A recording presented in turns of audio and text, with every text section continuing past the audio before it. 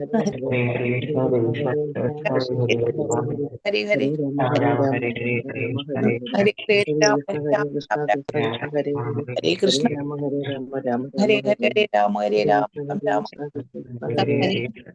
Krishna Hare Hare Hare Ram Ram Ram Ram Hare Hare Hare Krishna Hare Hare Hare Ram Hare Hare Ram Hare Ram Hare Rama Hare Krishna Krishna Hare Hare Hare Ram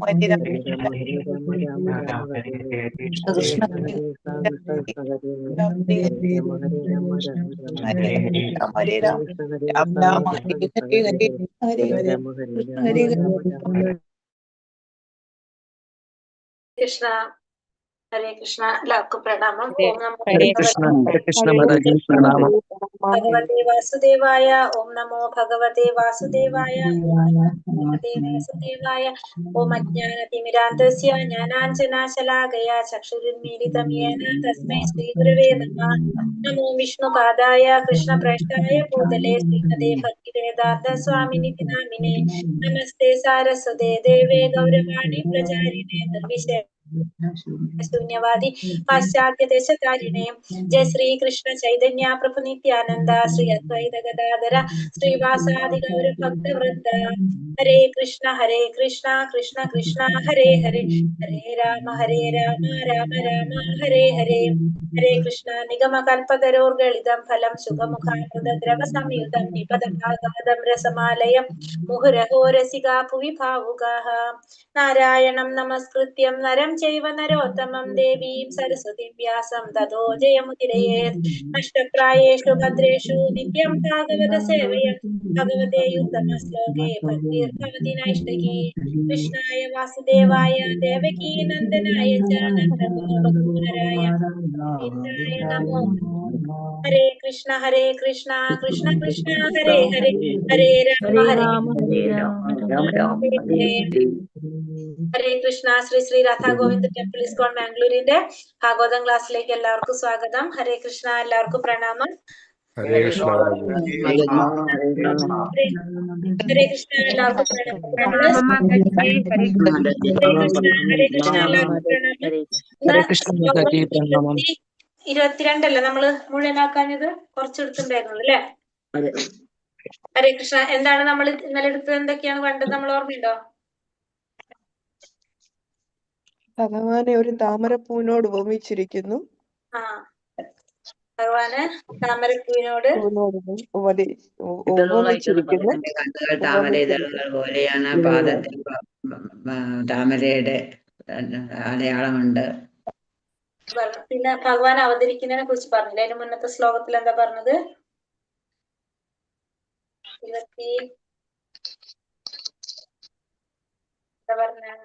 താമര പോലെയുള്ള നാഭിയുള്ളവനും സനാതന സദാ താമരപ്പൂമാലകളാൽ അലങ്കരിക്കപ്പെട്ടവനും താമരപ്പൂ പോലെ ശീതളമായ കടാക്ഷത്തോട് കൂടിയവനും പാദങ്ങളിൽ പങ്കജമുദ്രയുള്ളവരുമായ ഭഗവാനെ അങ്ങേക്ക് എന്റെ സാധാ പ്രണാമങ്ങള്.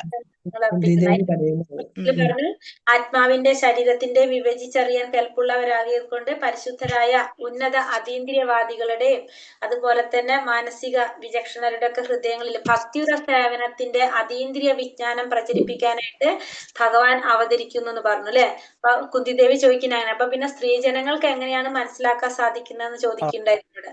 അപ്പൊ അതായത് എന്താണ്, ഭക്തിയുടെ സേവനം ചെയ്യാനായിട്ട് ആ അതീന്ദ്രിയ വിജ്ഞാനം പ്രചരിപ്പിക്കാനായിട്ട് ഭഗവാൻ അവതരിക്കുന്നു എന്ന് പറഞ്ഞു.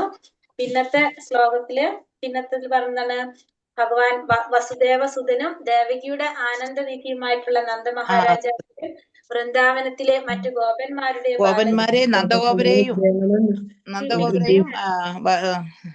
നന്ദമഹാരാജാവിന്റെയും വൃന്ദാവനത്തിലെ മറ്റു ഗോപന്മാരുടെയും ഗോക്കളെ ഇന്ദ്രിയങ്ങളെ ഉജ്ജീവിപ്പിക്കുന്നതിനായി തീർന്ന ഭഗവാൻ എന്റെ സാധാരണ പ്രണാമങ്ങൾ എന്ന് പറയാണ് അല്ലെ. കുന്തി ദേവിയുടെ ഭഗവാനെ സ്മരിക്കുകയാണ്. പിന്നത്തെ ശ്ലോകത്തില് 22ാമത്തെ ശ്ലോകത്തില് താമരെ കുറിച്ച് ഇത് ചെയ്തിരിക്കുന്നേ ഭഗവാനെ.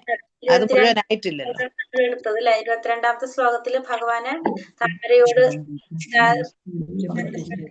ഭഗവാനെ പറിച്ച് സ്തുതിക്കുന്നത്. ഹരേ കൃഷ്ണ. ശ്ലോകം 22.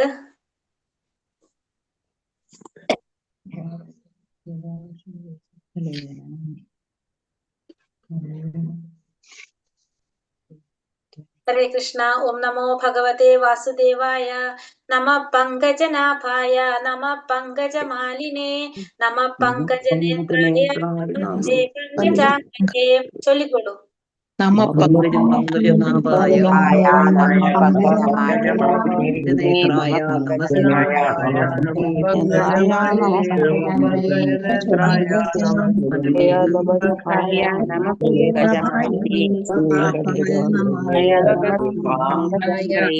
പങ്കജമാലിനേ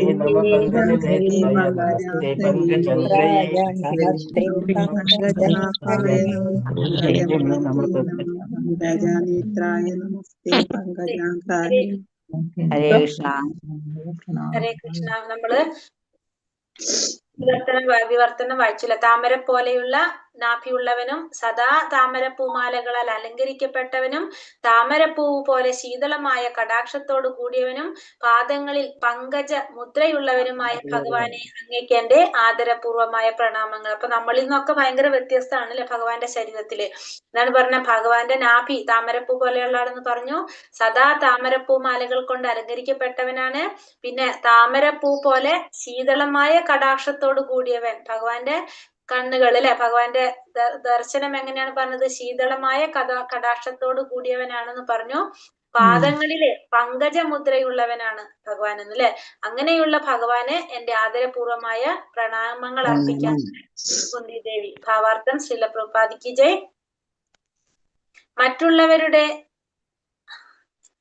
മറ്റുള്ളവരുടെ തനുക്കളിൽ നിന്നും ഭഗവത് രൂപത്തെ വേർതിരിച്ചു കാണിക്കുന്ന പരമദിവ്യോത്തമ പുരുഷന്റെ ആത്മീയ കളയപരത്തിലെ സവിശേഷമായ മുദ്രകളിൽ ചിലതാണ് ഇവിടെ പ്രതിപാദിച്ചിരിക്കുന്നത്.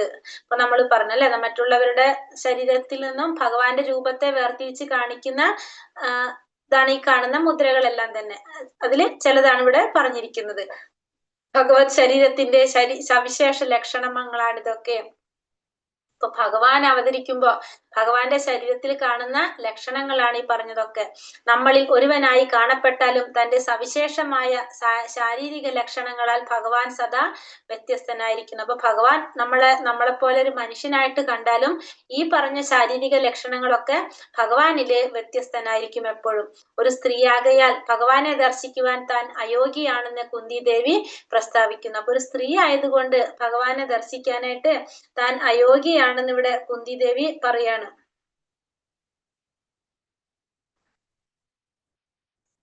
സ്ത്രീജനങ്ങൾ, ശൂദ്രർ അതായത് തൊഴിലാളി വർഗം, ദ്വിജബന്ധുക്കൾ അഥവാ ഉയർന്ന 3 വർണ്ണങ്ങളിലെ നികൃഷ്ടരായ സന്തതികൾ എന്നിവർ ബുദ്ധി ഉപയോഗിച്ച് പരമനിരപേക്ഷ സത്യത്തിന്റെ ആത്മീയ നാമം, കീർത്തി, ഗുണങ്ങൾ, രൂപങ്ങൾ തുടങ്ങിയവ അതീന്ദ്രിയ ശ്രദ്ധാവിഷയങ്ങളെ സംബന്ധിച്ച് മനസ്സിലാക്കാൻ യോഗ്യരല്ലെന്ന കാരണത്താലാണ് ഇപ്രകാരം പ്രസ്താവിച്ചത്. അപ്പോ ഇവിടെ സ്ത്രീ ആയതുകൊണ്ട് ഭഗവാനെ ദർശിക്കാൻ അയോഗ്യയാണെന്ന് കുന്തി ദേവി പ്രസ്താവിക്കുകയാണ് ഇവിടെ. ഇത് ഇപ്പോഴത്തെ കാര്യമല്ല പറയുന്നത് അല്ലെ, പണ്ടത്തെ ഒരു രീതിയിലാണ് ഈ പറയുന്നത്. സ്ത്രീജനങ്ങൾ, ശൂദ്രർ, ദ്വിജബന്ധുക്കൾ അഥവാ ഉയർന്ന 3 വർണ്ണങ്ങളിലെ നികൃഷ്ടരായ സന്തതികൾ എന്നിവർ ബുദ്ധി ഉപയോഗിച്ച് പരമനിരപേക്ഷ സത്യത്തെ ആത്മീയ നാമം, കീർത്തി, ഗുണങ്ങൾ, രൂപങ്ങൾ തുടങ്ങിയവ അതീന്ദ്രിയ ശ്രദ്ധാവിഷയങ്ങളെ സംബന്ധിച്ച് മനസ്സിലാക്കാൻ യോഗ്യരല്ലെന്ന കാരണത്താലാണ് ഇപ്രകാരം പ്രസ്താവിച്ചത്. അത്തരം വ്യക്തികൾ ഭഗവാന്റെ ആത്മീയ കാര്യങ്ങളിൽ പ്രവേശിക്കാൻ അയോഗ്യരെങ്കിൽ തന്നെയും മുകളിൽ പ്രസ്താവിച്ച സ്ത്രീജനങ്ങൾ, ശൂദ്രർ, ദ്വിജബന്ധുക്കൾ എന്നിവരുൾപ്പെടെയുള്ള പതിതാത്മാക്കൾക്ക് അനുഗ്രഹം വിതരണം ചെയ്യാനായി മാത്രം ഭൗതിക ലോകത്തിൽ അവതരിച്ച ഭഗവാന്റെ അർച്ചാവിഗ്രഹ രൂപത്തെ ദർശിക്കാൻ അവർക്ക് കഴിയുന്നു.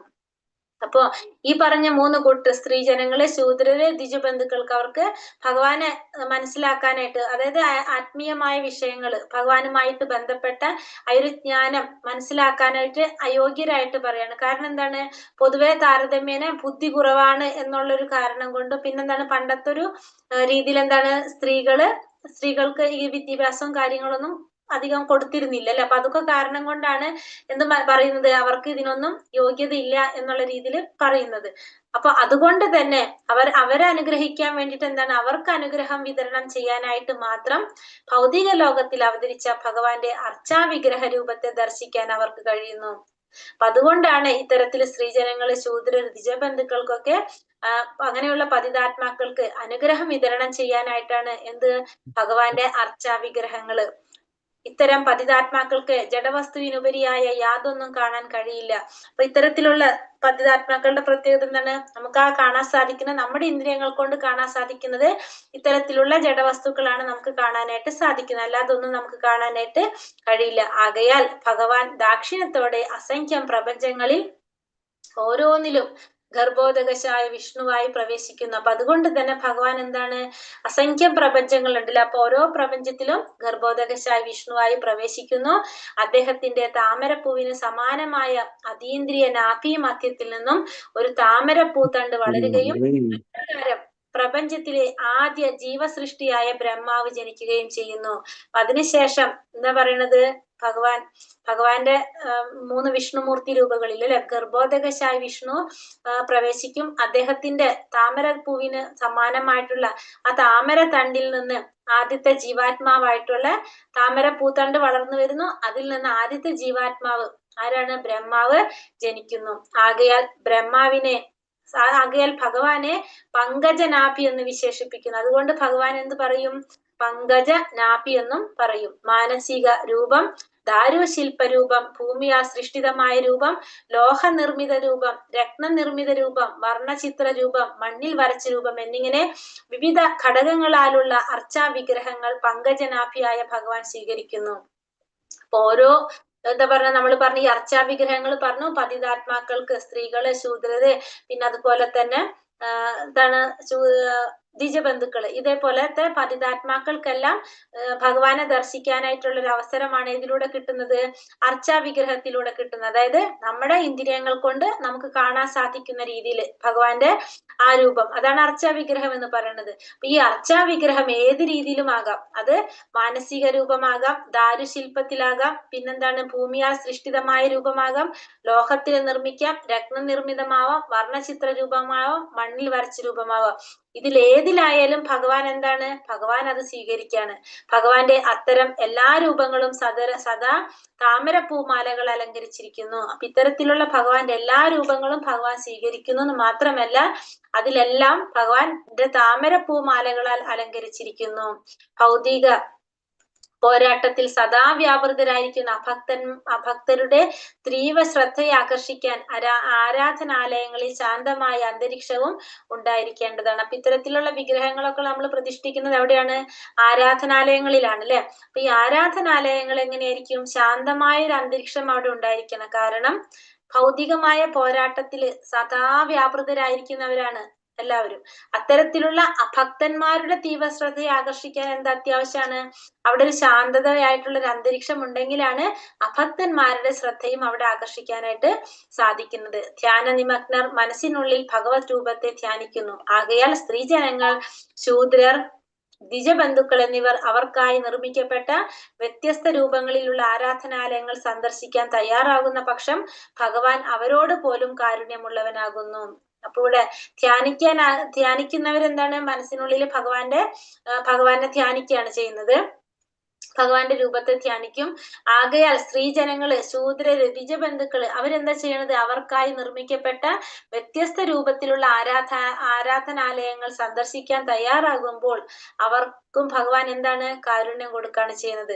അല്പജ്ഞാനികളായ ചിലർ ആരോപിക്കുന്നത് പോലെ അത്തരം ക്ഷേത്ര സന്ദർശകർ ശിലകളെ ആരാധിക്കുന്നവരല്ല. അല്പജ്ഞാനികൾ പറയും ഇവര് ശിലകളെയാണ് ആരാധിക്കുന്നത്, പക്ഷെ അവര് ശിലകളെ ആരാധിക്കുന്നവരല്ല. അല്പബുദ്ധികളായവരോട് കരുണ കാട്ടുവാൻ വേണ്ടി മാത്രമാണ് എല്ലാ ശ്രേഷ്ഠ ആചാര്യന്മാരും എല്ലാ സ്ഥലങ്ങളിലും ഇത്തരം ആരാധനാലയങ്ങൾ സ്ഥാപിച്ചത്. അപ്പൊ ആരാധനാലയങ്ങൾ സ്ഥാപിച്ചത് എന്തിനാണ്? ഇത്തരത്തിലുള്ള അല്പബുദ്ധികളായവർക്ക് വേണ്ടിയിട്ട്. ഇപ്പൊ സ്ത്രീകളാവാം, ശൂദ്രരാവാം, ദ്വിജബന്ധുക്കളാവാം, അങ്ങനത്തെ പതിതാത്മാക്കൾക്ക് വേണ്ടിയിട്ടാണ് ആചാര്യന്മാരെന്ത് സ്ഥാപിച്ചത്? ക്ഷേത്രങ്ങള്, പല സ്ഥലങ്ങളിലും ഇത്തരത്തിലുള്ള ക്ഷേത്രങ്ങൾ, അർച്ചാ വിഗ്രഹങ്ങള് സ്ഥാപിച്ചത്. കാരണം അർച്ചാ വിഗ്രഹങ്ങളിലൂടെ നമ്മുടെ ഇന്ദ്രിയങ്ങൾക്ക് കാണാൻ സാധിക്കും ഭഗവാനെ. ആ ഭഗവാനെ കാണാനായിട്ട് അതിനു വേണ്ടിയിട്ടാണ് അർച്ചാ വിഗ്രഹങ്ങൾ നമ്മൾ അർപ്പിക്കുന്നത്. മുഴുവൻ എവിടേക്ക് എത്താണ്? ഭഗവാൻ എത്താണ് ചെയ്യുന്നത്. അപ്പൊ നമ്മൾ അർച്ചാ വിഗ്രഹങ്ങളിൽ ഒരു പൂ സമർപ്പിച്ചത് ഭഗവാന്റെ പാദത്തിലേക്കാണ് എത്തുന്നത്. എല്ലാ സ്ഥലങ്ങളിലും ഇത്തരം ആരാധനാലയങ്ങൾ സ്ഥാപിച്ചത് യഥാർത്ഥത്തിൽ സ്ത്രീ, ശൂദ്ര അഥവാ അതിലും താഴ്ന്ന വിഭാഗത്തിലുള്ളവനായിരുന്നിട്ടും ക്ഷേത്ര ആരാധനയുടെ നിലയെ അതിക്രമിച്ചവനായി ഒരുവൻ സ്വയം ഭാവിക്കരുത്. ഒരു യഥാർത്ഥത്തില് സ്ത്രീ ശൂദ്ര അഥവാ അതിലും താഴ്ന്ന വിഭാഗത്തിലുള്ളവനായിരുന്നിട്ടും ക്ഷേത്ര ആരാധനയുടെ നിലയെ അതിക്രമിച്ചനായിട്ട് ഒരുവൻ സ്വയം ഭാവിക്കരുത്. ഭഗവാന്റെ പാതാരവിന്ദങ്ങളിൽ നിന്നും ആരംഭിച്ച് ക്രമേണ ഉരുക്കൾ, അരക്കെട്ട്, മാറിടം, വദനം എന്നിങ്ങനെ വേണം ഒരുവൻ ഭഗവാനെ ദർശിക്കേണ്ടത്. അപ്പൊ ഭഗവാനെ ദർശിക്കേണ്ട നമ്മള് അമ്പലത്തിൽ ഭഗവാന്റെ ദർശനം എടുക്കേണ്ടത് എങ്ങനെയാണെന്നാണ് പറയുന്നത്. അപ്പൊ ക്ഷേത്രാരാധനയുടെ നിലയെ നമ്മൾ ഒരിക്കലും അതിക്രമിക്കാനായിട്ട് പാടില്ല. കാണേണ്ട ഭഗവാനെ ദർശിക്കേണ്ട ഒരു രീതി എങ്ങനെയാണ്? ഫസ്റ്റ് പാദത്തിൽ നിന്നാണ് നമ്മൾ തുടങ്ങേണ്ടത് അല്ലെ. ഭഗവാന്റെ എങ്ങനെയാ പറഞ്ഞത് ഇവിടെ? ഭഗവാന്റെ പാതാരവിന്ദങ്ങളിൽ നിന്നും ആരംഭിച്ച് പിന്നെ ക്രമേണ ഊരുക്കള്, അരക്കെട്ട്, മാറിടം, വദനം എന്നിങ്ങനെ വേണം ഒരുവൻ ഭഗവാനെ ദർശിക്കാനായിട്ട്. ഭഗവത് പാതാരവിന്ദങ്ങളെ ദർശിച്ച് ശീലിക്കാതെ ഭഗവത് വദനത്തെ ദർശിക്കുവാൻ ആരും പരിശ്രമിക്കരുത്. അപ്പൊ നമ്മൾ ഭഗവാനെ ദർശനം എടുക്കാനായിട്ട് അമ്പലത്തിൽ ചെല്ലുമ്പോൾ ആദ്യം നമ്മൾ എവിടേക്കാ നോക്കേണ്ടത്? ഭഗവാന്റെ പാദത്തിലേക്കാണ് നോക്കേണ്ടത്. നമ്മൾ ആദ്യം നോക്കുക എവിടെയാണ്? മുഖത്തേക്ക് അല്ലെ. അപ്പൊ എങ്ങനെയാണ് വേണ്ടത്? ആദ്യം അതാണ് പറഞ്ഞത് ഇവിടെ, ക്ഷേത്ര ആരാധനയുടെ നിലയെ അതിക്രമിച്ചവനായിട്ട് ആരും സ്വയം ഭാവിക്കരുത്. അപ്പൊ ക്ഷേത്ര ആരാധന നടത്തുന്നതിനൊരു തത്വമുണ്ട്. നമ്മൾ അതനുസരിച്ച് വേണം നമ്മൾ അത് ചെയ്യാനായിട്ട്.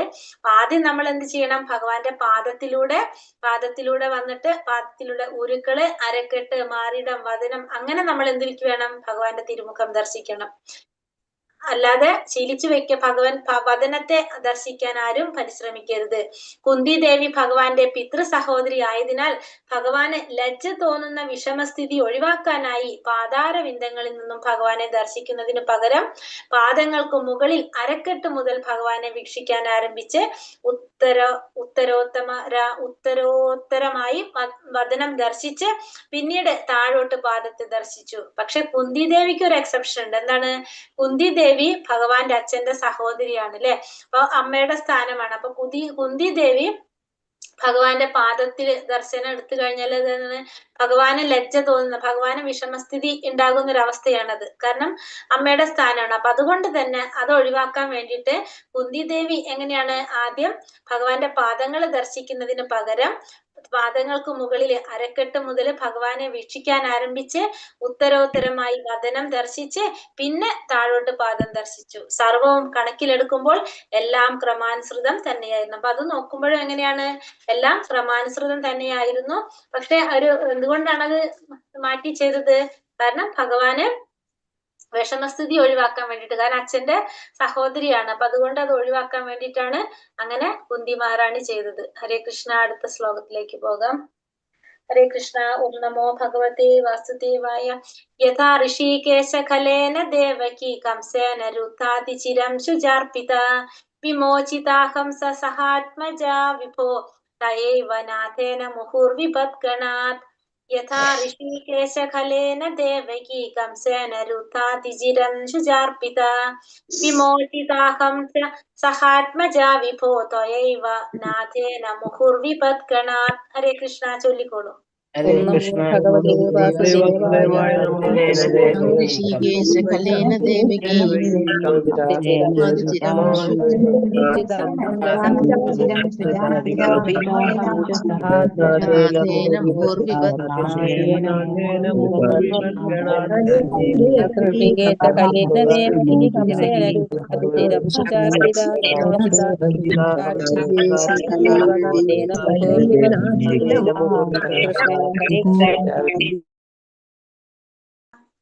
ഇവിടെ എന്താ പറയണത്? യഥാ അതുപോലെ, ഋഷികേശ ഇന്ദ്രിയങ്ങളുടെ യജമാനൻ, ഖലേന അസൂയാലുവാൽ, ദേവകി ശ്രീകൃഷ്ണന്റെ മാതാവായിട്ടുള്ള ദേവകി, കംസേന രാജാവായ കംസനാൽ, രുദ്ധ തടവിലാക്കപ്പെട്ട, അതിചിരം ദീർഘകാലം, ശുചാർപ്പിത പീഡിപ്പിക്കപ്പെട്ട, വിമോചിത വിമോചിപ്പിക്കപ്പെട്ടു, അഹം ച ഞാനും, സഹ ആത്മജ എന്റെ പുത്രന്മാരടക്കം, വിഭോ അല്ലയോ വിഭോ, ത്വയ ഏവ അങ്ങയാൽ, നാഥേന സംരക്ഷകനായി, മുഹു സദാ, വിപദ്ഗണാത് അനുക്രമായ ആപത്തുകളിൽ നിന്നും. വിവർത്തനം ഭാവാർത്ഥം ശ്രീല പ്രഭുപാദിക്ക് ജയ്. ഇപ്പോ കുന്തി ദേവിയുടെ പ്രാർത്ഥനകളാണ് നമ്മൾ ഈ കേട്ടുകൊണ്ടിരിക്കുന്നത് അല്ലെ. കുന്തി ദേവി ഭഗവാനോട് ഒരു പറയുന്നതാണ് ഇതൊക്കെ നമ്മൾ കേൾക്കണം. ഇപ്പോൾ ഇതിലെന്താ പറയണത്? അല്ലയോ ഋഷികേശ, ഭഗവാനെ വിളിക്കുകയാണ്. അല്ലയോ ഋഷികേശ, ഇന്ദ്രിയങ്ങളുടെ നാഥനും ദേവാധിദേവനുമായ അങ്ങ് അസൂയാലുവായ കംസരാജാവിനാൽ ദീർഘകാലം തടവിലാക്കപ്പെടുകയും പീഡിപ്പിക്കപ്പെടുകയും ചെയ്ത അങ്ങയുടെ മാതാവായ ദേവകിയെ വിമോചിതയാക്കി എന്നെയും എന്റെ മക്കളെയും അനുക്രമമായ ആപത്തുകളിൽ നിന്ന് സംരക്ഷിക്കുകയും ചെയ്തു. അപ്പോ ഋഷികേശ ഭഗവാനെ വിളിക്കുകയാണ്. ഇന്ദ്രിയങ്ങളുടെ നാഥനും ദേവാധിദേവനുമായിട്ടുള്ള അങ്ങ് എന്ത് ചെയ്തു? കംസനിൽ നിന്ന്, അല്ലെ, അസൂയാലുവായിട്ടുള്ള കംസനിൽ നിന്ന് ദീർഘകാലമായിട്ട് തടവിലാക്കപ്പെട്ടിരുന്ന തന്റെ മാതാപിതാക്കളെ, ഭഗവാൻ അങ്ങയുടെ മാതാപിതാക്കളെ, മാതാവിനെ മോചിതനാക്കി. മാത്രമല്ല എന്നെയും എന്റെ മക്കളെയും, എന്താണ്, അനുക്രമമായിട്ട് ഇങ്ങനെ കണ്ടിന്യൂസ് ആയിട്ട് ആപത്തുകൾ വന്നുകൊണ്ടിരിക്കുകയായിരുന്നു. ആ എല്ലാ ആപത്തുകളിൽ നിന്നും സംരക്ഷിക്കുകയും ചെയ്തു. ഭാവാർത്ഥം ശ്രീല പ്രഭുപാദയ്ക്ക് ജയ്. ദേവകിയുടെ 8ാമത്തെ പുത്രനാൽ, അതായത് കൃഷ്ണൻ വധിക്കപ്പെടുമെന്ന് ഭയപ്പെട്ട്, കൃഷ്ണനിൽ നിന്ന് വധിക്കപ്പെടുമെന്ന് ഭയപ്പെട്ട അപ്യസൂയനായ കംസരാജാവ് കൃഷ്ണന്റെ മാതാവും തന്റെ സഹോദരിയുമായ ദേവകിയെ അവരുടെ ഭർത്താവിനോടൊപ്പം കാരാഗൃഹത്തിൽ അടച്ചു. കൃഷ്ണന് മുമ്പ് ജന്മമെടുത്ത ദേവകിയുടെ എല്ലാ പുത്രന്മാരെയും കംസൻ വധിച്ചു. എന്നാൽ ഭഗവാൻ കൃഷ്ണൻ അദ്ദേഹത്തിന്റെ വളർത്തച്ഛനായ നന്ദമഹാരാജാവിന്റെ ഭവനത്തിലേക്ക് മാറ്റപ്പെട്ടതിനാൽ ശിശുഹത്യ എന്ന അപകടത്തിൽ നിന്ന് രക്ഷപ്പെട്ടു. അപ്പൊ ദേവകിയുടെ 8ാമത്തെ പുത്രൻ തന്നെ വധിക്കുമെന്നുള്ള ആ ഭയം കൊണ്ട് കംസരാജാവ് എന്താ ചെയ്തത്? ഭഗവാന്റെ മാതാവും തന്റെ സഹോദരിയുമായിട്ടുള്ള ദേവകിയെ അവരെ ഭർത്താവിനോടൊപ്പം തന്നെ ആ കാരാഗൃഹത്തിൽ കൊണ്ട് അടച്ചിട്ടു. പക്ഷെ കൃഷ്ണന് മുമ്പ്, അതേപോലെ തന്നെ ഭഗവാന് മുമ്പ്, കൃഷ്ണന് മുമ്പ് ജന്മമെടുത്ത 8ാമത്തെ പുത്രനാണ് കൃഷ്ണൻ, അല്ലെ. ബാക്കി അതിന് മുന്നെടുത്ത എല്ലാ പുത്രന്മാരെയും കംസൻ വധിക്കുകയും ചെയ്തു. പക്ഷെ ഭഗവാൻ കൃഷ്ണനോ അദ്ദേഹത്തിന്റെ വളർത്തച്ഛനായ നന്ദമഹാരാജാവിന്റെ ഭവനത്തിലേക്ക് മാറ്റപ്പെട്ടത് കൊണ്ട് ഈ അപകടത്തിൽ നിന്ന്, ഈ ശിശുഹത്യ എന്ന് പറഞ്ഞ അപകടത്തിൽ നിന്ന് രക്ഷപ്പെട്ടു. കുന്തി ദേവിയും തന്റെ മക്കളോടൊപ്പം ആപത്തുകളുടെ ഒരു പരമ്പരയിൽ നിന്ന് തന്നെ സംരക്ഷിക്കപ്പെട്ടു. അതേപോലെ തന്നെ കുന്തി ദേവിക്ക് തന്റെ മക്കളോടൊപ്പം ആപത്തുകളുടെ ഒരു പരമ്പര തന്നെയായിരുന്നു കുന്തി ദേവിക്ക്. അതിൽ നിന്നെല്ലാം സംരക്ഷിക്കപ്പെട്ടത് ആരിലൂടെയാണ്? ഭഗവാനിലൂടെ. എന്നാൽ കുന്തി ദേവിയോട് ശ്രീകൃഷ്ണ ഭഗവാൻ അധിക കരുണയാണ് പ്രകടിപ്പിച്ചത്. പക്ഷെ സ്വന്തം അമ്മയേക്കാൾ കൂടുതൽ കരുണ ഭഗവാൻ ആർക്ക് കാണിച്ചു? കുന്തി ദേവിയോട് കാണിച്ചു. അദ്ദേഹം ദേവകിയുടെ ഇതര പുത്രന്മാരെ രക്ഷിച്ചില്ല, എന്നാൽ കുന്തി ദേവിയുടെ സകല പുത്രന്മാരെയും രക്ഷിച്ചു. അപ്പൊ തന്റെ സഹോദരന്മാരല്ലേ, ദേവകിയുടെ ബാക്കിയുള്ള പുത്രന്മാര്, അവരെ ഒന്നും ആര് രക്ഷിച്ചില്ല? ഭഗവാൻ രക്ഷിച്ചില്ല. പക്ഷെ കുന്തി ദേവിയുടെ എല്ലാ പുത്രന്മാരെയും ആര് രക്ഷിച്ചു? ഭഗവാൻ രക്ഷിച്ചു. ദേവകിയുടെ പതി വാസുദേവർ ജീവിച്ചിരിക്കാലും എന്നാൽ കുന്തി ദേവി വിധവയാകയാലും അവരെ സഹായിക്കാൻ കൃഷ്ണനല്ലാതെ മറ്റാരും ഇല്ലെന്നതിനാലാണ് ഭഗവാൻ ഇപ്രകാരം പ്രവർത്തിച്ചത്. അപ്പൊ ഭഗവാൻ എന്തുകൊണ്ടാണ് ഇപ്രകാരം ചെയ്തത്?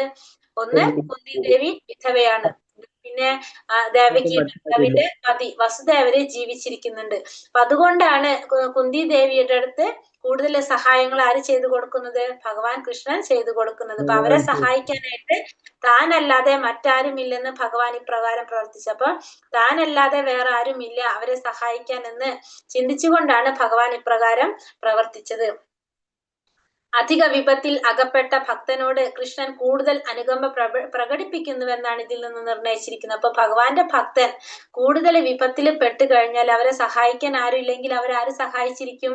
ഭഗവാൻ സഹായിക്കും എന്നുള്ളതാണ് ഇവിടെ നമുക്ക് മനസ്സിലാക്കാൻ സാധിക്കുന്നത്. ചിലപ്പോഴൊക്കെ ഭഗവാൻ അദ്ദേഹത്തിന്റെ പരിശുദ്ധ ഭക്തന്മാരെ ഇത്തരം ആപത്തുകളിൽ അകപ്പെടുത്തുന്നു.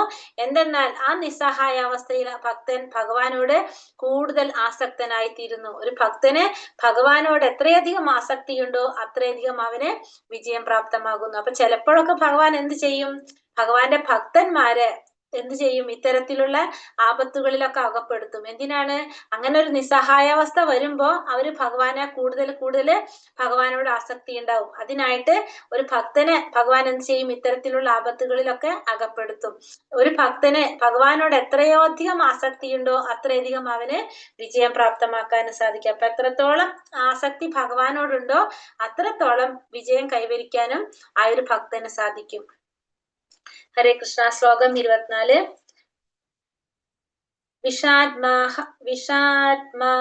വിഷാത്മാഹാഗ്നേ പുരുഷാദ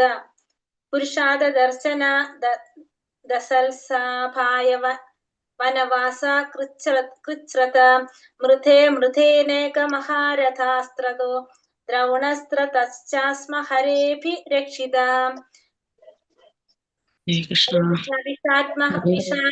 വിഷാത്മഹാഗ്നേ പുരുഷാദർശന ദസൽസഭായ വനവാസ കൃച്ഛ്രത മൃഥേനേക മഹാരഥാസ്ത്രതോ ദ്രൗണ്യസ്ത്രതശ്ചാസ്മ ഹരേഭിരക്ഷിത. ഹരേ കൃഷ്ണ ചൊല്ലിക്കോളൂ. ഹരേ കൃഷ്ണ.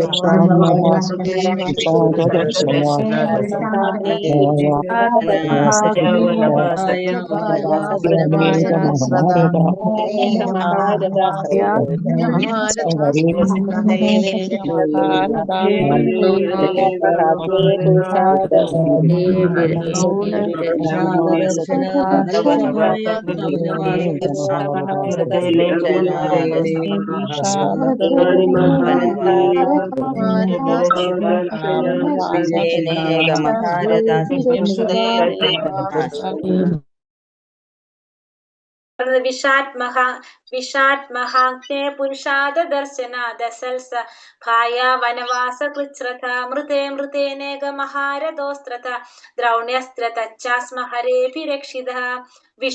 വിഷത്തിൽ നിന്നും മഹാഗ്നിയിൽ നിന്നും. ഇപ്പൊ കുന്തിദേവിയുടെ പറയാണിത് എന്തിൽ നിന്നൊക്കെയാണ് രക്ഷിച്ചെന്ന് പറയാണ്.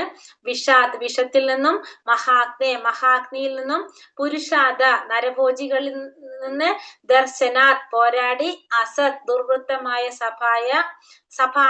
സഭ വനവാസ വനത്തിലേക്ക് നാടുകടത്തപ്പെട്ട, കൃച്ഛ്രത ദുരിതങ്ങൾ, മൃതേ യുദ്ധത്തിൽ വീണ്ടും, അനേകം മഹാരഥന്മാർ, അസ്ത്രത ആയുധങ്ങൾ, ദ്രോണാചാര്യരുടെ പുത്രൻ, അസ്ത്രത ആയുധത്തിൽ നിന്നും, ആസ്മ ഭൂതകാലത്തെ സൂചിപ്പിക്കുന്നു.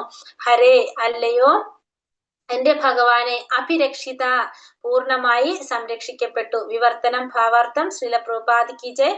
വിവർത്തനം. എന്റെ എത്രയും പ്രിയപ്പെട്ട കൃഷ്ണ, വിഷമയമായ മധുര പലഹാരത്തിൽ നിന്നും, മഹാ അഗ്നിയിൽ നിന്നും, നരഭോജികളിൽ നിന്നും, ദുർവൃത്തമായ സഭയിൽ നിന്നും, വനവാസ കാലഘട്ടത്തിലുണ്ടായ വിഷമതകളിൽ നിന്നും, മഹാരഥന്മാർ യുദ്ധം ചെയ്ത പോർക്കളത്തിൽ നിന്നും അങ്ങ് ഞങ്ങളെ രക്ഷിച്ചു. ഇപ്പോൾ അശ്വത്ഥമാവിന്റെ അസ്ത്രത്തിൽ നിന്നും അങ്ങ് ഞങ്ങളെ രക്ഷിച്ചിരിക്കുന്നു. അപ്പോൾ ഇവിടെ എന്താ പറഞ്ഞത്? ഭഗവാൻ ചെയ്ത കാര്യങ്ങൾ എണ്ണി പറയാണ് ഇവിടെ കുന്തി മഹാറാണി. ഒന്ന്, വിഷമയമായ മധുര പലഹാരത്തിൽ നിന്ന്, ഭക്ഷണത്തില് വിഷം കലർത്തി കൊടുത്തപ്പോ അതിൽ നിന്ന് ഭഗവാൻ രക്ഷിച്ചു. പിന്നെന്താണ്? മഹാ അഗ്നിയിൽ ഏതാണ് പറയണത്? അരക്കില്ലം ചുടുന്നത് അല്ലെ? ആ അരക്കില്ലം ചുടുന്നതിൽ നിന്ന്, അതിൽ നിന്ന് അവരെ രക്ഷിക്കുന്നത് ആരാണ്? ഭഗവാനാണ്. പിന്നെ നരഭോജികളിൽ നിന്ന് പറഞ്ഞാൽ ഏതാണ്? നരഭോജികളിൽ നിന്ന് പറഞ്ഞു കഴിഞ്ഞാല് വനവാസ കാലത്ത്, നമ്മള് ഇപ്പൊ പറഞ്ഞ പോലെ വനവാസ കാലത്ത് താടകേടല്ല, അതായത് ഹിഡുംബൻ, ഭഗൻ എന്ന് പറഞ്ഞ 2 രാക്ഷസന്മാരുണ്ടായിരുന്നു. അതായത് ഈ വനവാസ കാലത്ത് ഇവരെന്ത് ചെയ്യുന്നെന്ന് വെച്ചിട്ടുണ്ടെങ്കില്, ഹിഡുംബൻ, ഭഗൻ എന്ന രാക്ഷസന്മാരുമായിട്ടുള്ള ഏറ്റുമുട്ടൽ ഉണ്ടായിട്ടുണ്ടായിരുന്നു. അരക്കിലത്തിൽ നിന്ന് രക്ഷപ്പെട്ടിട്ട് കാട്ടിലൂടെ പാണ്ഡവര് പോകുമ്പോ ഹിഡുംബൻ എന്ന രാക്ഷസൻ നരഭോജിയാണ് വനത്തിലുണ്ടായിരുന്നത്. അപ്പൊ ഹിഡുംബൻ എന്ത് ചെയ്യാണ്? ഇവർ ഉറങ്ങിക്കെടുക്കുമ്പോ ഇവരെ വധിക്കാൻ വേണ്ടിയിട്ട്, കൊല്ലാൻ വേണ്ടിയിട്ട് ഹിഡുംബൻ തന്റെ സഹോദരിയായിട്ടുള്ള ഹിഡുംബി അയക്കും. അപ്പൊ ഹിഡുംബി അയച്ചിട്ട് ഭീമന്റെ കരുത്തില് ആകർഷണം തോന്നിയിട്ട് ആ ഹിഡുംബി എന്ത് ചെയ്യും? പാണ്ഡവരെ കൊല്ലാതെ വിടും. അങ്ങനെ തുടർന്ന് എന്താണ്? ഭയങ്കരമായ യുദ്ധം ഉണ്ടാവാണ് ഭീമൻ ഹിഡുംബനായിട്ട്. അങ്ങനെ ഹിഡുംബനെ വധിക്കും. അപ്പൊ ആ പാണ്ഡവർക്ക് ആ വനത്തിൽ സുരക്ഷിതമായിട്ട് കഴിയാനായിട്ട് അതൊരു സാഹചര്യം ഒരുക്കി കൊടുത്തു.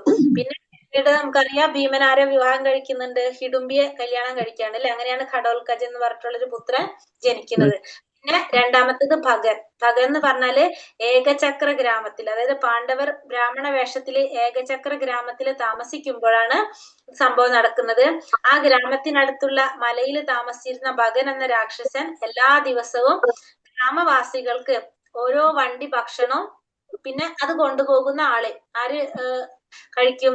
അയാളെ നൽകണമായിരുന്നു. അതായിരുന്നു ആ ഭഗന്റെ നിയമം. അപ്പൊ ഭഗൻ എന്ത് ചെയ്യാണ്? ഭക്ഷണവും മനുഷ്യനെയും ഭക്ഷിക്കും. അപ്പൊ ഇവിടെ താമസിച്ചിരുന്ന എന്താ പറയാ കുന്തിദേവിയും മക്കളും താമസിച്ചിരുന്ന വീട്ടിലെ ബ്രാഹ്മണന്റെ ഊഴം വന്നപ്പോ ആ കുടുംബത്തെ രക്ഷിക്കാൻ വേണ്ടിയിട്ട് കുന്തിദേവി ആരോട് പറയും? ഭീമനോട് പറയും. ഭീമൻ അങ്ങനെ പോകാണ് അവിടെ. ഭീമൻ അപ്പൊ അവിടെ ചെന്ന് ഒരു വണ്ടി ഭക്ഷണമായിട്ട് പോയി ആ ഭഗനെ യുദ്ധം ചെയ്ത് അങ്ങനെ ഭഗനെ വധിച്ച് അതോടെ ആ ഗ്രാമത്തിൽ ആ പേടി സ്വപ്നമൊക്കെ മാറ്റാണ്. അപ്പൊ ഇവിടെ ഭഗവാനാണ് ഇതിനുള്ള എല്ലാ ബുദ്ധിയും അവർക്ക് അതിനുള്ള എല്ലാ പ്രതിസന്ധികളെ നേരിടാനുള്ള ബുദ്ധിയും എല്ലാ ധൈര്യവും കൊടുക്കുന്നത് ആരാണ്? ഡയറക്ട്ലി ഭഗവാനാണ് അവിടെ കൊടുക്കുന്നത്. ആര് വിശ്വസിക്കുകയാണ് അതൊക്കെ? കുന്തിദേവി. കാരണം ഇവർക്ക് ഏതൊരു ആപത്തിലും സഹായിക്കുന്നത് ആര് മാത്രാണ്? ഭഗവാൻ മാത്രമാണ്. അതുകൊണ്ടാണ് അവിടെ നരഭോജികളിൽ നിന്ന് പറയുന്നത്. പിന്നെ അടുത്തത് ദുർവൃത്തമായ സഭയിൽ നിന്ന്. ദുർവൃത്തമായ സഭ എന്ന് പറഞ്ഞാല് ദുര്യോധനന്റെ ദുശാസനന്റെ ഒക്കെ ആ സഭയില് ദ്രൗപദിയുടെ വസ്ത്രാക്ഷേപം നടന്നത്. അത് ദുർവൃത്തമായ ഒരു സഭയാണ് അല്ലെ. അത്തരത്തിലുള്ള സഭയിൽ നിന്നും പിന്നെ വനവാസ കാലഘട്ടത്തിലുണ്ടായ വിഷമതകള്. വനവാസ കാലഘട്ടത്തിൽ അവർക്ക് പല പല പ്രശ്നങ്ങൾ ഉണ്ടായിട്ടുണ്ടായിരുന്നു.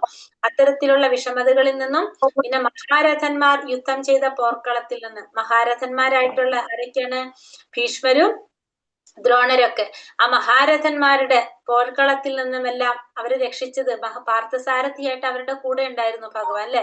അങ്ങനെ അവരെ രക്ഷിച്ചതൊക്കെ കുന്തി മഹാറാണി പറയാണ്. പിന്നെ ഇപ്പോഴോ അശ്വത്ഥമാവിന്റെ അസ്ത്രങ്ങളിൽ നിന്നും രക്ഷിക്കുകയും ചെയ്തു. അപ്പൊ ഇവിടെ കുന്തി മഹാറാണി പറയണമെന്ന് മധുരപലഹാരത്തിൽ വിഷം നൽകിയിൽ നിന്ന്, മഹാ അഗ്നിയിൽ നിന്ന്, നരഭോജികളിൽ നിന്ന്, ദുർവൃത്തമായ സഭയിൽ നിന്ന്, പിന്നെ വനവാസ കാലഘട്ടത്തിലുണ്ടായ വിഷമതകൾ. നമുക്ക് പറയുകയാണെങ്കിൽ ദുർവാസ മഹർഷിയുടെ ഒക്കെ പറയാം നമുക്ക്. വനവാസ സമയത്ത് അവർക്കുണ്ടായ ഇതല്ല ആ സമയത്ത് പിന്നെ എന്താ പറയാ ഭക്ഷണം കഴിക്കാനായിട്ട് ഇവരെ പരീക്ഷിക്കാൻ വേണ്ടിയിട്ട് വരുന്നതൊക്കെ.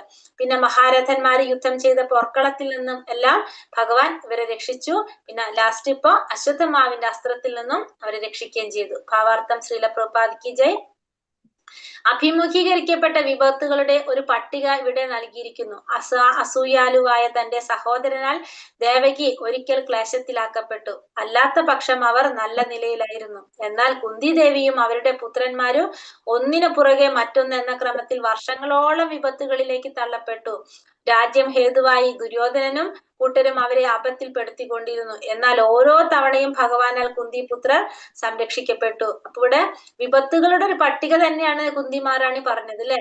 അപ്പൊ അസൂയാലുവായിട്ടുള്ള സഹോദരന്റെ അതായത് താൻ മരണപ്പെടും, സഹോദരിയുടെ പുത്രനെ കൊണ്ട് താൻ മരണപ്പെടും എന്നുള്ള രശരീരി കേട്ടതിന് ശേഷമാണ് ദേവകി മാതാവിനെ സഹോദരൻ എന്ത് ചെയ്തത്? ജയിലിൽ അടച്ചത്. പക്ഷെ അതുവരെ അവരെങ്ങനെയാണ് ശരിക്കും നല്ല രീതിയിൽ രാജ്ഞിയായിട്ട് രാജകുമാരിയായിട്ട് തന്നെയാണ് ജീവിച്ചു പോന്നിരുന്നത്. പക്ഷെ കുന്തി മഹാറാണിയുടെ മക്കളെയും കഥ അങ്ങനെയല്ല അല്ലെ. കുന്തിദേവി മക്കളും ഒന്നിനു പുറകെ ഒന്നായിട്ട് പല തരത്തിലുള്ള വിപത്തുകളിലൂടെ ഇങ്ങനെ പോയിക്കൊണ്ടിരിക്കുകയാണ്. ഇപ്പൊ ദുര്യോധനൻ എന്താണ് ചെയ്തത്? രാജ്യം ഹേതുവായിട്ട് ദുര്യോധനന് കൂട്ടരും അവരെ ആപത്തിൽപ്പെടുത്തിക്കൊണ്ടേയിരിക്കുന്നു. അപ്പൊ ഓരോ തവണയും അവരെ ആര് സംരക്ഷിക്കാണ്? ഭഗവാൻ സംരക്ഷിക്കുകയാണ് ചെയ്യുന്നത്. ഒരിക്കൽ ഭീമന് വിഷമയമായ മധുരപലഹാരം നൽകപ്പെട്ടു. ഒരിക്കൽ അവരെ അരക്ക് മാളികയിൽ വസിക്കാൻ ഇടയാക്കുകയും അതിനെ അഗ്നിക്ക് ഇരയാക്കുകയും ചെയ്തു. ഒന്ന് മധുരപലഹാരം കൊടുത്തു ഭീമന്, രണ്ടാമത്തത് വിഷം കലർന്നിട്ടുള്ളത്. പിന്നെ അരക്ക് മാളികയിൽ വസിക്കാൻ ഇടയാക്കി അതിനെ അഗ്നിക്ക് ഇരയാക്കുകയും ചെയ്തു. മറ്റൊരിക്കൽ ദ്രൗപദിയെ കൗരവ സഭയിൽ വലിച്ചു വെച്ച് കൊണ്ടുവരികയും വസ്ത്രാക്ഷേപം ചെയ്ത് അപമാനിക്കാൻ ശ്രമിക്കുകയും ചെയ്തു. എന്നാൽ ഭഗവാൻ അളവറ്റ വസ്ത്രം പ്രദാനം ചെയ്ത് ദ്രൗപദിയെ സംരക്ഷിച്ചതിനാൽ ദുര്യോധനനും കൂട്ടരും അവളെ വിവസ്ത്രയായി കാണുന്നതിൽ പരാജയപ്പെട്ടു. അതേപോലെ വനവാസ കാലത്ത് ഭീമന് നരഭോജിയായ ഹിഡിംബിൻ രാക്ഷസനുമായി യുദ്ധം ചെയ്യേണ്ടി വന്നപ്പോൾ ഭഗവാൻ ഭീമനെ സംരക്ഷിച്ചു. അവിടം കൊണ്ട് ഇത് അവസാനിച്ചില്ല. ഈ വിഷമതകൾക്കെല്ലാം ശേഷം കുരുക്ഷേത്ര യുദ്ധത്തിലെ മഹായുദ്ധം നടക്കുകയുണ്ടായി. യുദ്ധത്തിന് അർജുനൻ വീരയോദ്ധാക്കളായ ദ്രോണർ, ഭീഷ്മർ, കർണൻ തുടങ്ങിയ എല്ലാ മഹാരഥന്മാരോടും പൊരുതേണ്ടതായി വന്നു. ഒടുവിൽ എല്ലാം സമാപ്തമായ ശേഷം ഉത്തരയുടെ ഗർഭസ്ഥ ശിശുവിനെ വധിക്കാനായി ദ്രോണപുത്രനായ അശ്വത്ഥമാവ് അയച്ച ബ്രഹ്മാസ്ത്രത്തിൽ നിന്നും ഭഗവാൻ കുരുവംശത്തിലെ ഏകാവശേഷ സന്താനമായ പരീക്ഷിത് മഹാരാജാവിനെ സംരക്ഷിച്ചു. അപ്പൊ ഇവിടെ എന്താ പറഞ്ഞത്? കുന്തിദേവി ഓരോ കാര്യങ്ങളില് ഭഗവാൻ ഇവരെ സഹായിച്ച ഓരോ കാര്യങ്ങൾ എടുത്തെടുത്ത് പറയാണ്. ഇപ്പൊ എന്താണ് ഭീമന് മധുരപലഹാരത്തില് വിഷം കലർത്തി കൊടുത്തതും അരക്ക് മാളികയില് അഗ്നിക്ക് ഇരയാക്കിയതും പിന്നെന്താണ് ദ്രൗപദിയെ കൗരവ സഭയിൽ വെച്ച് വസ്ത്രാക്ഷേപം ചെയ്ത് അപമാനിക്കാൻ ശ്രമിച്ചതും പിന്നെ ഭഗവാൻ അളവറ്റ വസ്ത്രം നൽകി ദ്രൗപദിയെ സംരക്ഷിച്ചു. പിന്നെന്താണ് പറഞ്ഞത്? വനവാസ കാലത്ത് ഭീമന് ഹിഡിംബൻ എന്ന രാക്ഷസനുമായിട്ട് യുദ്ധം ചെയ്യേണ്ടി വന്നപ്പോൾ അവിടെ ഭീമനെ സംരക്ഷിച്ചു. പിന്നെ എന്താ പറയണത്, അതും കണ്ടു തീർന്നില്ല. കുരുക്ഷേത്ര യുദ്ധക്കളത്തില് യുദ്ധം നടക്കുന്ന സമയത്ത് ഭഗവാൻ പാർത്ഥസാരഥിയായിട്ടുണ്ടായിരുന്നു. വീരയോദ്ധാക്കളായ മഹാരഥന്മാരായ ദ്രോണരും ഭീഷ്മർ ഇവരുടെയൊക്കെ പൊരുതേണ്ടതായിട്ട് വന്നു അർജുനന്. അപ്പൊ അവിടെയും ഭഗവാൻ അവരെ സംരക്ഷിച്ചു കൊണ്ടേയിരുന്നു. ഒടുവില് ഉത്തരയുടെ ഗർഭസ്ഥ ശിശുവിനെ വധിക്കാനായിട്ട്, അതായത് പാണ്ഡവകുലത്തിലെ അവസാന തരിയാണല്ലേ, അവസാനത്തെ കണ്ണിയായിട്ടുള്ള പരീക്ഷിത്ത് മഹാരാജാവിനെ വധിക്കാൻ വേണ്ടിയിട്ട് ദ്രോണപുത്രനായ അശ്വത്ഥമാവ് അയച്ച ആ ബ്രഹ്മാസ്ത്രത്തിൽ നിന്നും ഭഗവാൻ എന്ത് ചെയ്യാണ്, കുരുവംശത്തിലേക ആ അവശേഷിച്ച സന്താനത്തെ പരീക്ഷിത്ത് മഹാരാജാവിനെ സംരക്ഷിച്ചു. ഹരേ കൃഷ്ണ. നമുക്ക് നിർത്തല്ലേ. ഹരേ കൃഷ്ണ കൃഷ്ണ കൃഷ്ണ ഹരേ ഹരേ, ഹരേ രാമ രാമ രാമ ഹരേ ഹരേ. വഞ്ചകൽപ കൃപാ സിന്ധോഭ്യവ वैष्णव वृद्धि की जय, श्रील प्रभुपाद की जय, गुरुदेव की जय, निताय गौर प्रेमानंदे हरि हरि बोल। हरे कृष्ण हरे कृष्ण माताजी प्रणाम माताजी माताजी हरे कृष्ण प्रणाम माताजी। कृष्ण